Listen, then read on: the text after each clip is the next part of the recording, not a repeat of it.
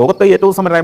മനുഷ്യർ വസിക്കുന്ന ഡെൻമാർക്കിന്റെ തീരത്തെ വീടുകൾ മരവീടുകളാണ്, ചെറു വീടുകളാണ്, ചെറിയ ചെരിഞ്ഞ മേൽക്കൂരയുമായി നിൽക്കുന്ന സുന്ദരങ്ങളായ കൊച്ചു വീടുകൾ. അവിടെ ഈ കാഴ്ചകൾ കണ്ട് സഞ്ചരിക്കുമ്പോഴാണ് നമ്മൾ ഗൾഫിൽ പോയോ നമ്മൾ ബാങ്കിൽ നിന്ന് ലോൺ എടുത്തിട്ടോ വലിയ കോൺക്രീറ്റിൻ്റെ സൗധങ്ങൾ പണിത് ഉപയോഗശൂന്യമായ മന്ദിരങ്ങളാക്കി നമ്മളുടെ നാടുകളിൽ മറാല പിടിച്ച് അടിച്ചു വാരാൻ പോലും നമുക്ക് കഴിയാത്ത മട്ടിൽ ഓരോ ഗ്രാമത്തിലും അനാഥപ്രേതങ്ങൾ പോലെ നിൽക്കുന്ന കോൺക്രീറ്റിൻ്റെ മഹാസൗധങ്ങൾ കേരളത്തിൽ പണിതു വെച്ചിരിക്കുന്നതിനെക്കുറിച്ച് നമ്മൾ ഓർക്കുന്നത്. ഒരു മനുഷ്യന്, ഒരു കുടുംബത്തിന് എത്ര വലിപ്പമുള്ള വീടാകാം, ഏത് രൂപത്തിലുള്ള വീടാകാം, ഒരു വീടിൻ്റെ സൗന്ദര്യം എന്തായിരിക്കണം, ഒരു വീട് എങ്ങനെയുള്ളതായിരിക്കണം, ഇത്തരം സങ്കല്പങ്ങളിലേക്കൊക്കെ നമ്മൾ പുനർവിചിന്തനം ചെയ്യേണ്ടതാണെന്ന് എനിക്ക് തോന്നാറുണ്ട്. ഈ ഡെൻമാർക്കിൽ താമസിക്കുന്ന മലയാളിയും ഈ സമ്പന്ന വീടുകളും ഇവൻ്റെ ലാളിത്യവും വീട് നിർമ്മാണത്തിലെ ലാളിത്യവും കാണുന്ന മലയാളിയും കേരളത്തിലേക്ക് തിരിച്ചെത്തിയാൽ എന്തുകൊണ്ടാണ് ഇത്തരം സൗധങ്ങൾ ഉപയോഗശൂന്യങ്ങളായ